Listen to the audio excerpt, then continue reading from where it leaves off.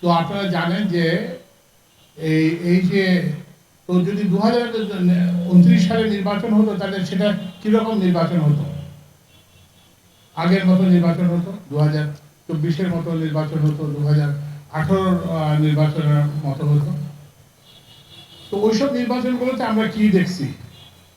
আমরা দেখছি যে আপনি গেছেন, বলছে যে আপনার তো ভোট দেওয়া হয়ে গেছে। তারপরে দেখছি যে রাতে ভোট দিয়ে দেওয়া হয়েছে। তারপরে বলছে যে আপনি যদি ভোট দিতে চান অন্যের আগে ভোট দিতে পারেন।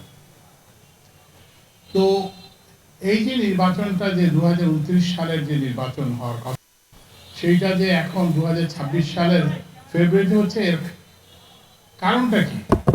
এর কারণটা হচ্ছে কি যে আমরা একটা একটা কি বলে যে ফ্যাসিস্ট সরকার, গণতান্ত্রিক সকল গণতান্ত্রিক পদ্ধতি দিয়ে একটা ফ্যাসিস্ট সরকারকে প্রতিষ্ঠা করেছিলাম।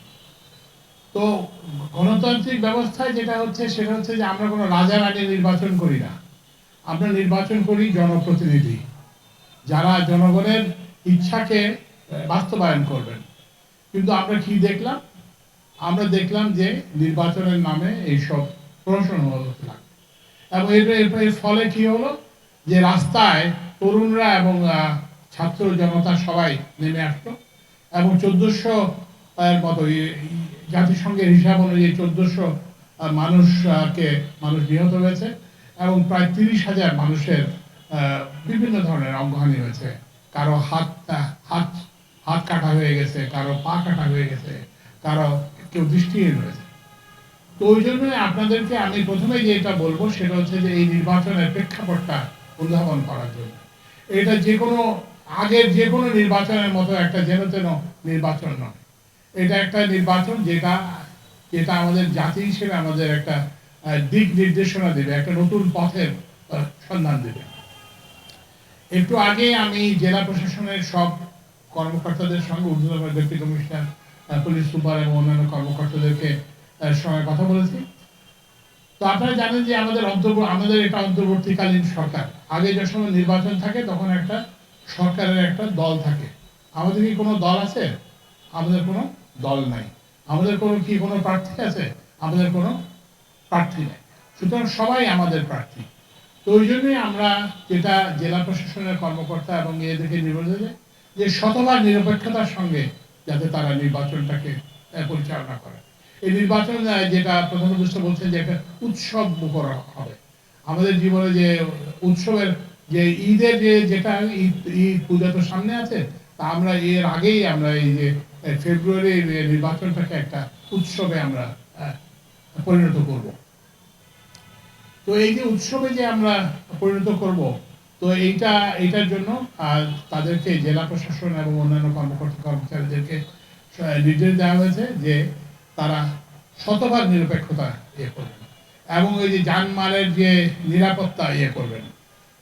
সংখ্যালঘু, আদিবাসী যেই ভোট দিতে চান তার নিরাপত্তা, ভোট দেওয়ার নিরাপত্তা। মানুষ আপনার ইচ্ছা মতো আপনি ভোট দেবেন। আপনি কারো নির্দেশে ভোট দেবেন না, কারো পরামর্শে ভোট দেবেন না।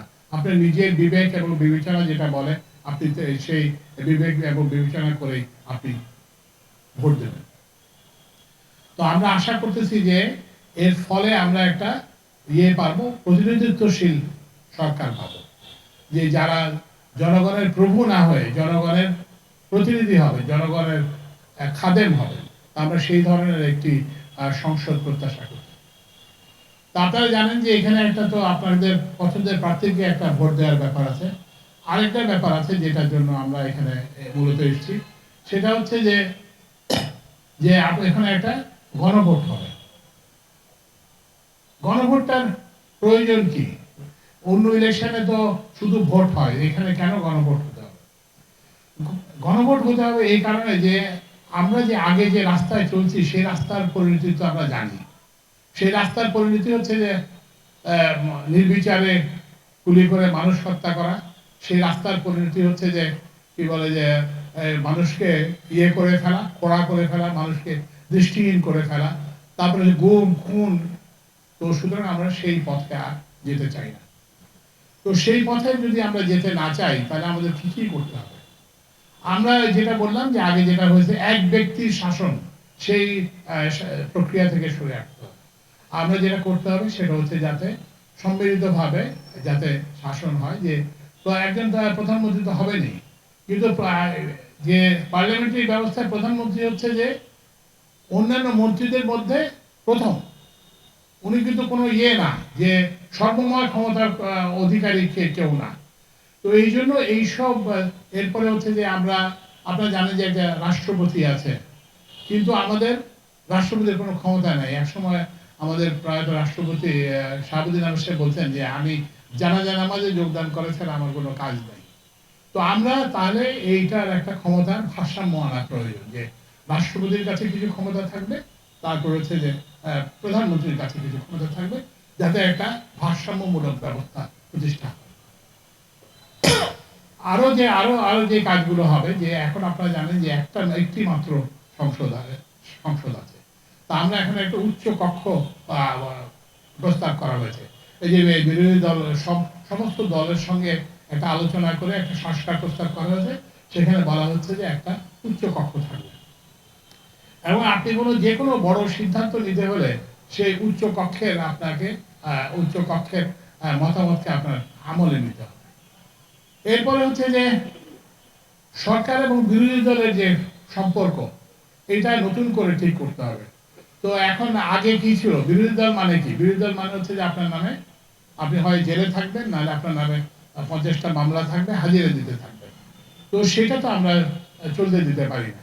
তো ওই জন্য এখন হচ্ছে যে আমরা এমন একটা ব্যবস্থা চাই, যে ব্যবস্থায় সরকার এবং বিরোধী দল একসাথে মিলে দেশ পরিচালনা করবে, এবং সরকার বিরোধী দলের মতামতকে গুরুত্ব দিবে, এবং এই তাদের মতামতকে গুরুত্ব দিয়ে তারা এই দেশ পরিচালনা করবে।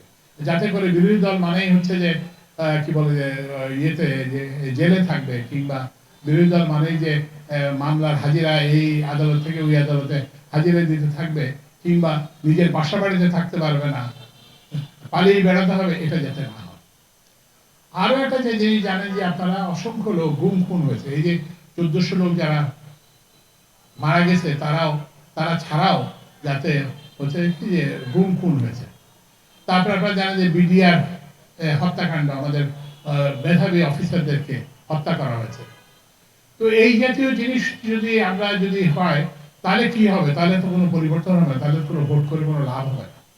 তো ওই জন্য আমরা চাই যে এই সব পরিবর্তনগুলো আসুক, যে কোনো যাতে স্বৈরাচারী সরকার যাতে না আসে, একটা প্রতিনিধিত্বমূলক সরকার থাকবে, যে মায়ায় শাসন করবে, মায়ার মধ্যে জনগণের দুঃখ দুর্দশা বুঝে জনগণের প্রতি সরকার কি বিরোধী দল কাকে কে ভোট দিয়েছে এসব বিবেচনা না করে তার সমস্যার সমাধানের চেষ্টা করবে। তো এই জন্যই আমরা একটা এই যে আপনার যে একটা ভোট, আপনার যে প্রার্থী, আপনার এলাকার যে এমপি নির্বাচনের পাশাপাশি আমরা আরেকটা গণভোট করতে চাই।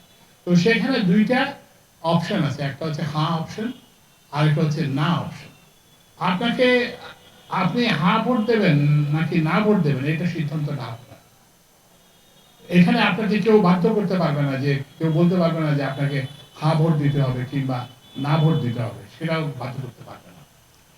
কিন্তু আপনাকে বুঝতে হবে যে হ্যাঁ ভোট দিলে আপনি কি পাচ্ছেন। হ্যাঁ ভোট দিলে আপনি একটা নতুন বাংলাদেশ পাবেন। হ্যাঁ ভোট দিলে আপনি একটা গুম খুন মুক্ত বাংলাদেশ পাবেন। হ্যাঁ ভোট দিলে আপনি একটা যে বিরোধী দলের লোক যাতে নিজের বাড়ি ঘর ছেড়ে পালিয়ে যেতে না হয়, সেরকম একটা বাংলাদেশ পাবেন। হ্যাঁ ভোট দিলে আপনার ইন্টারনেট হঠাৎ করে বন্ধ হয়ে যাবে না। হ্যাঁ ভোট দিলে আপনি আদালতে গেলে আপনি ন্যায় বিচার পাবেন। হ্যাঁ ভোট দিলে আপনাকে যারা সরকারি কর্মকর্তা এবং যারা কর্মকর্তা কর্মচারীরা, তারা আপনার কথা শুনতে বাধ্য থাকবেন। তো মোট কথা আমরা একটা নতুন দিশা জাতির জন্য সৃষ্টি করতে চাই। কেন আমরা করতে চাই? কারণ আমরা চাই না যে আবার আরেকটা 5ই আগস্ট হোক, আবার একটা হানাহানি হোক, আবার একটা মানে লক্ষ লক্ষ লোক রাস্তায় নেমে আসুক, এবং ওই যে বললাম যে 1400 লোক যে প্রাণহানি হয়েছে, কিংবা এই জাতীয় ঘটনা আমরা পুনরাবৃত্তি চাই না। অন্যান্য দেশে তো আপনি দেখেন, অন্যান্য দেশে তো এরকম হয় না, কিন্তু আমাদের দেশে কেন এটা হয়? তো ওই জন্য আমরা চাই যে আমরা একটা রাষ্ট্র ব্যবস্থার সংস্কার চাই। আপনি যদি এই সংস্কার চান, তাহলে আপনি অবশ্যই হ্যাঁ ভোট দেবেন।